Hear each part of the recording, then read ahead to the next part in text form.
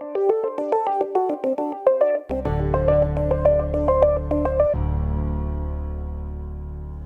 afternoon, everyone. My name is Kate Santos, and I'm the Associate Vice President of the Science Division here at Longwood Gardens.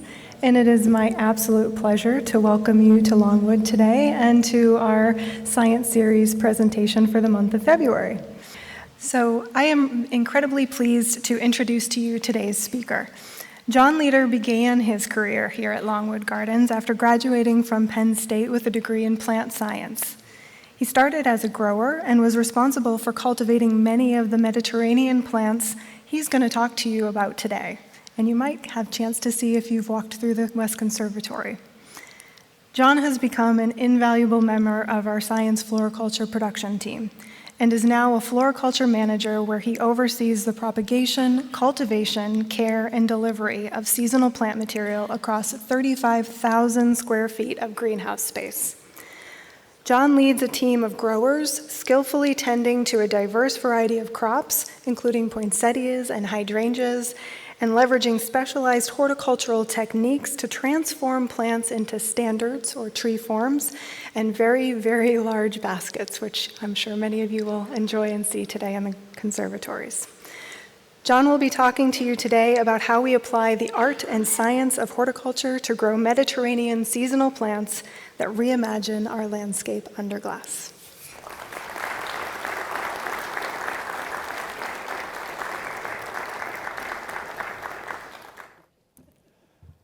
All right, welcome everyone. Thank you all for being here today, and thank you, Kate, for that introduction. So today we will be learning about Mediterranean landscapes under glass, and more specifically, how the floriculture production team brings you Mediterranean-inspired crops in all their beauty. So the production team is a part of the science team. The 4 pillars we strive for are conservation, growth, sustainability, and inspiration. It's through these 4 pillars, and with a lot of science, that we are able to bring you world-class displays with plants flowering all year long.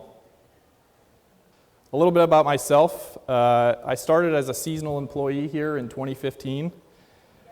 I graduated Penn State in 2017 and then came back here as a part-time employee. After a year, I took a full-time grower position at the nursery facility where I was growing many of the Mediterranean crops. And then most recently, 12 months ago, I took the Floriculture Manager position. So throughout my time at Longwood, I've been captivated by our endless ability to grow these awesome plants in extraordinary ways. Our whole purpose in production is to provide the gardens with plant material that you wouldn't be able to buy from a commercial greenhouse. We have the resources to put a surprising amount of time and effort into each plant so that our guests can see things that they've never seen before. One perk of the job is getting to work with such a variety of crops. So in a commercial setting, you would have acres upon acres of one individual crop. Here you can see one of our individual greenhouse bays has many different plants that the growers get to tend to. And of course, one of the best parts of being here is getting to see the fruits of your labor. So we're often encouraged to come up into the gardens and see the displays and see how our plants have inspired guests.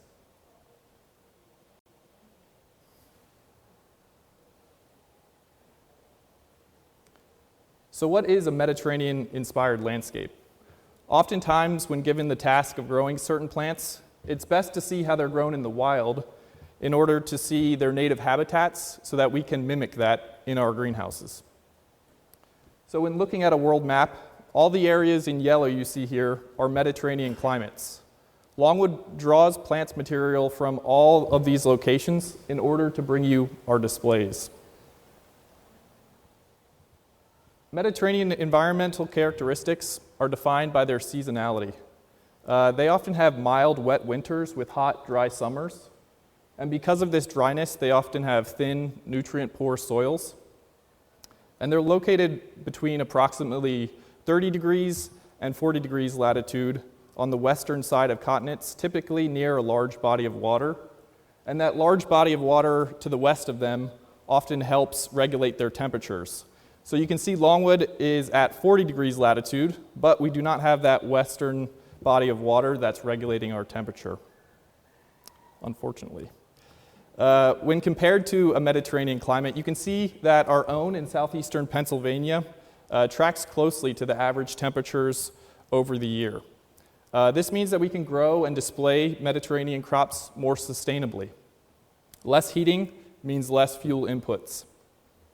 If Longwood had decided to make the West Conservatory tropical, this would require us to heat the conservatory and the production houses in order to meet their native conditions.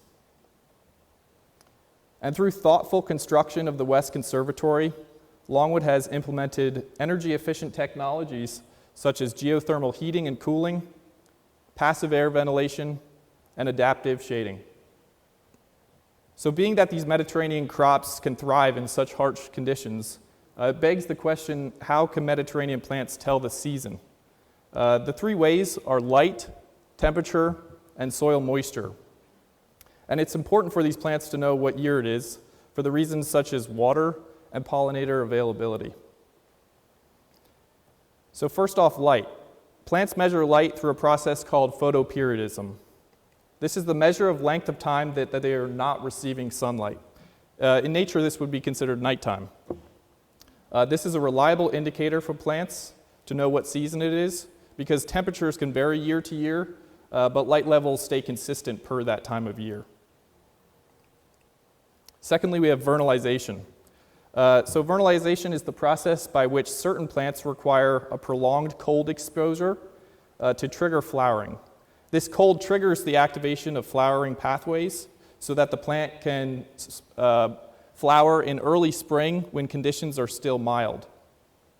And this picture is significant because when these young leaves of this Echium wild predii plant make that whirling, swirling feature, we know we have successfully vernalized this crop. And finally, we have dry dormancy. So many Mediterranean crops experience seasonal drought. Plants have adapted to go dormant during these conditions, unfavorable for growth. So watering these plants during their dormancy period can lead to rot. So what does this mean for the average homeowner? Well, it means that Mediterranean plants are not the best houseplants. These plants do not get the temperature swings, lights are being turned off and on during the middle of the night, and watering can happen at the wrong times. This picture was sent to me by one of my pickleball friends. She asked if I thought she could revive this cyclamen in her container. Cyclamen, native to Mediterranean climates in Europe and Iran, go through a dry dormancy during the summer. So unfortunately, the continual watering of this container caused this plant to die. Hopefully she's not in the audience. So at Longwood, an example of this can be seen with this Velthymia. During the warmer months, this plant dies back and the soil is allowed to go dry completely. And this is hard for us as growers because when it is 90 degrees out and we see this pot bone dry, all we want to do is water it. But we have to be patient, and right around October, this plant starts to think about waking up. And this is when the growers are able to water the plant. So this is what the Velthymia looks like in January. Here it is what it looks like right now on display in the West Conservatory. And this is what you can expect to see in the conservatories in February and March. So how can the production team apply the art and science of growing these plants into action? We leverage these three environmental triggers to manipulate flowering times based on the design requests. And we do it at scale. So we grow roughly 70% of the annual display crops for the gardens, equaling over 100,000 crops per year. We do this in 30 independent growing zones with 2 locations under glass, as well as a 2-acre outdoor container field. And so we have all these horticultural tools that we can use to leverage growing environmental conditions for these plants. And we keep all of that in track using a software system called Argus to automate the growing conditions for these greenhouses. The system could be automated so that we can control the temperature, humidity, light levels, and irrigation for individual greenhouse bays.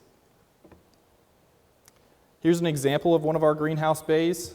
You can see it has supplemental LED lighting, as well as blackout curtains to control when certain plants flower. We use these lights to bring more energy to the plant and to trick the plants into thinking that it's summertime by running the lights into the nighttime. The blackout curtains kind of do the opposite. So the blackout curtains are used to trick the crops into thinking that they are experiencing the long nights of winter. And I would show you guys what it looks like when just the blackout curtains are pulled. But this is all you're going to see.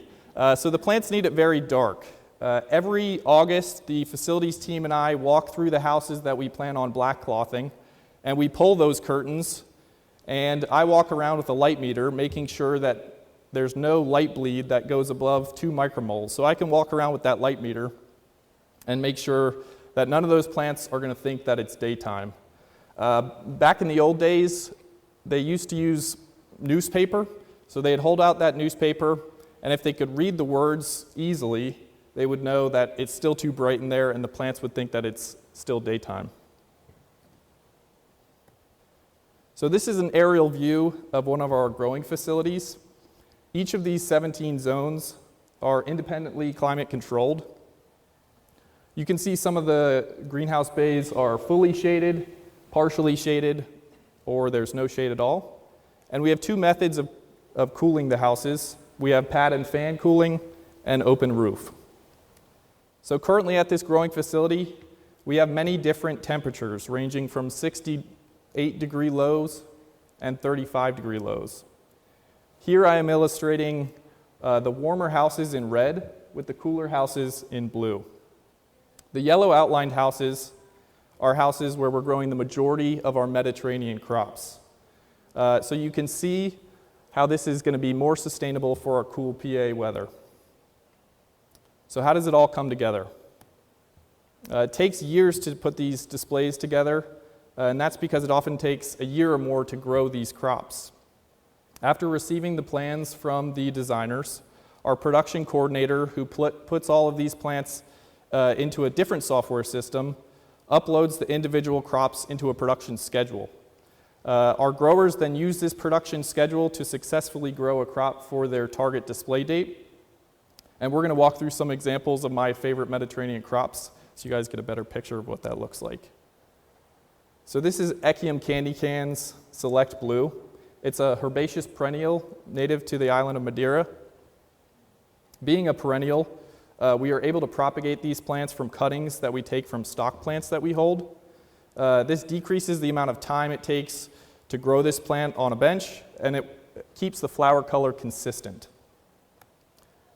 So this is how small they start off. We start these plants, if we're wanting to reach a display date in March, we want to start these plants the previous March. The crop timing on this is 53 weeks. So we stick these cuttings and wait for them to root out.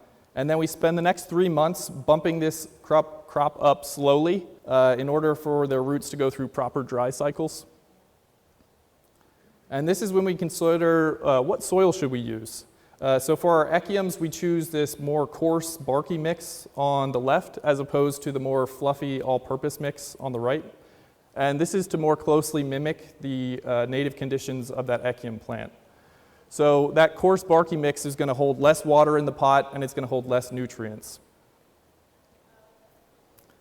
Once they're in their final container, we keep them above 65 degrees. Come November, we then cool the house down to 45 degrees to initiate flowering. It takes until about February, so right around now we're seeing flower buds in the plants, and then they shoot up quickly. So this flower stalk emerges over the next month with these delicate baby blue flowers. So I took this photo on March 14th, 2023.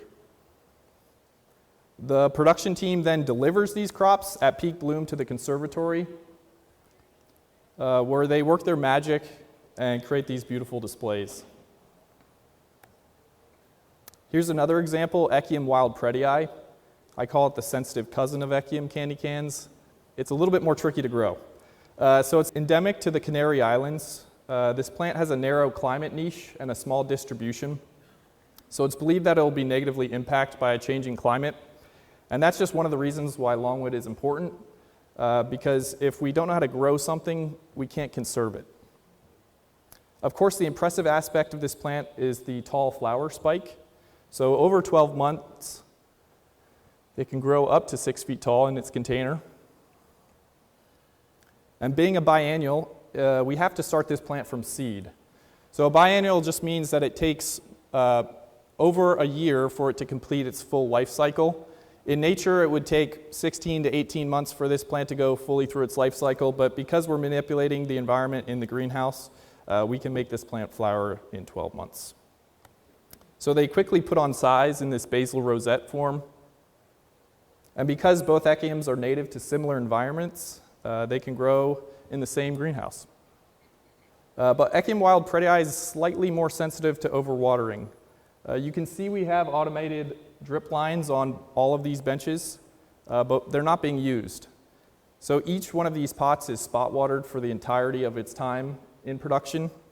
And so to better explain this, I have a little pop quiz for the audience.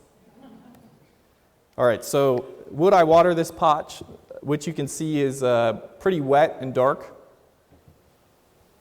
Anyone? No? Good answer. No, we would not water this. All right, how about this one? It's much lighter in color and it looks dry. Is anyone looking at my watch?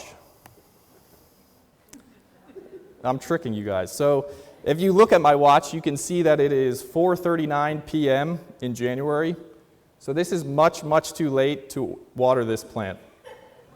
As long as this plant is not showing any sign of wilting, if we water this plant now, it's going to sit way too wet overnight, and it could negatively affect its roots. So this is just a demonstration of how meticulous our growers need to be in order to water these crops. And if we keep this level of detail over the next 12 months, then we can provide the conservatory with these grand towers of jewels. Here it is close up. If anyone got both of those, come meet me after this. We start Monday at 7 a.m. So this is Aloneriensis. It's a herbaceous perennial endemic to Kenya. And the cool thing about this is it's an original plant to the silver garden. Unfortunately, in the silver garden, because of environmental conditions, it was never allowed to bloom. So the production team, with 5 years of experimentation, we found the right environment of short days and 40-degree nights in order for these aloes to reliably flower. So we start this crop with pups that we cut off from last year's display crop. And somewhat counterintuitively, we leave these cuttings on a bench in order to callus over. So if we were to just stick these plants right into soil, it's more likely that they would rot. And this is the production timeline that I'm going to explain. So this crop takes 21 months to grow. And you can see we have temperature on our left-hand side. So we start these crops in June by taking those cuttings. And during that time, we have natural long day, and the nights are above 65. So we're good. We're growing this plant vegetatively. We can do that up until around August. Now, in Pennsylvania, that's when we go to short day flowering or short day plants. So in order to keep these plants vegetative, we have to interrupt them during the middle of the night with our lights, as well as keeping them above 65 by heating the greenhouse. And we have to do this all the way until May. Once we get to May, then the plant thinks, hey, it's summer, let's keep growing vegetative. And then all the way again until August, then we light the plant again, because if we were to make them short day then they would probably flower around Christmas time. But we want them to flower for our winter wonder display. So then finally, at the very end, we trick them by putting them into short day and cool nights. And it's at this point where if we need to separate two successions, this is where we can do it. So after 10 weeks of being in cold and short day, the plants have budded up. And they respond very well to heating up or staying cold. So if you see these plants here right now, they have budded up. They're in a cold greenhouse. And it's at this point they respond well to heating up. So the heat speeds up that flowering process, where if we kept them cold, they would start to elongate much slower. And this gives us the ability to supply the conservatory with fresh flowers when the display life is longer than the actual flower life. And here they are right now in the West Conservatory. And of course, it wouldn't be Longwood if we didn't make a Mediterranean Christmas tree using Aloneriensis. So you can see those plants are a lot smaller, and they are flowering for Christmas. So we had to use a completely different growing schedule for those. Next up is Genista speciana, also referred to as Genista stenopetala. Notice the beautiful Echium simplex in the back. So Echium simplex is almost identical to Echium wildpredii, except it has white flowers instead of pink. Genista is also native to the Canary Islands, so it requires a similar cold treatment like the Echium. They are a perennial shrub native in their native habitat, so we propagate this plant from cutting. Although they don't root well, so we have to stick definitely over double the amount of cuttings in order to reach our crop. And the internet might say that Genista is drought tolerant, but if you let them wilt in their container, they will defoliate on you. And I don't know this from experience. Here you can see the Genista right next to the Echium candy cans getting their cold treatment. And you can see they're all budded up. So if you guys were to come back here in March, you could see them flowering. And if you've never smelled Genista in flower, I highly recommend it. It's got a very lemony scent. And Longwood has even turned these plants into massive hanging baskets. Speaking of baskets, the Streptocarpus baskets have arrived in the West Conservatory last week and certainly add a purple element to the skyline. An important note is this plant does not need a cold treatment in order to flower. It does not like the cold. It even requires us to temper our water, otherwise that water would damage the leaves when watering. So here you can see them patiently waiting for their big day. The baskets started as cuttings last February, and they've been living on our custom basket system in the greenhouse, cared for by one of our expert basket growers. And here they are in the West Conservatory with the burrow's tail. So Enigaxanthus, this is native to southwest Australia. There's 11 different species of Enigaxanthus. We tend to grow cultivated varieties. This is another crop that does not tolerate cold temperatures. And unlike the other crops that we've talked about, we buy this in pre-finished. So this plant is commercially available. So we buy it in when it's 95% ready. We do that because, for one, it gets very humid and hot, and it wouldn't do well in our climate here in the summer, as well as it's very slow growing. So if we can just purchase this plant in and finish it the way Longwood requires it, it saves us some bench space. So the last 5% is done by production under long day artificial lighting so that we can provide the conservatory with the most colorful plants. Here it is in the West Conservatory. Here it is close up. You can see how fuzzy the flower is. And there's multiple different colors. So the espaliers. I know these espaliers are not seasonal, but I think they showcase Longwood's ingenuity. When the designers asked for espaliers of Buddha finger and Fukusu kumquat, these are not things that you can just purchase. So we did it ourselves. These young trees were purchased in 2021, and when they began the process of selectively pruning and training these plants up, they're espaliers. And they were able to grow outside during the summer, and then we brought them into the greenhouses for the winter.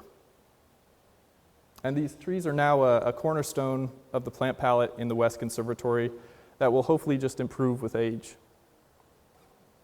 Finally, we have our South African bulb collection. So these bulbs that require a dry dormancy in the summer months are now actively growing. Our curator responsible for these bulbs began waking them up in October, and their display dates range from January to March. She is dividing selected bulbs over the past 2 years and has increased quantities by 300%, in order to supply the new West Conservatory. So look forward to seeing some of these beautiful and diverse flowers on display as I spare you my interpretation of the Latin names. So after these bulbs go on display, once they start to look a little tired, they then bring them back to us in production. Once the leaves have gotten enough energy for that bulb to survive the summer dormancy period, we then let those plants dry out completely. They will die back to the ground. They then get stored on carts so we don't have to use up our precious bin space. And they just sit there dry on a cart for the entire summer until the following October, and they wake up again.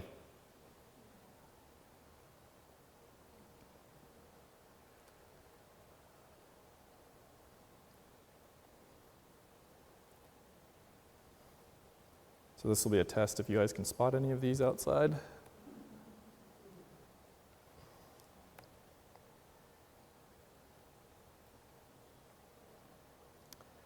So the production team uses science in order to manipulate the flowering of these different plants by controlling the light, temperature, and soil moisture.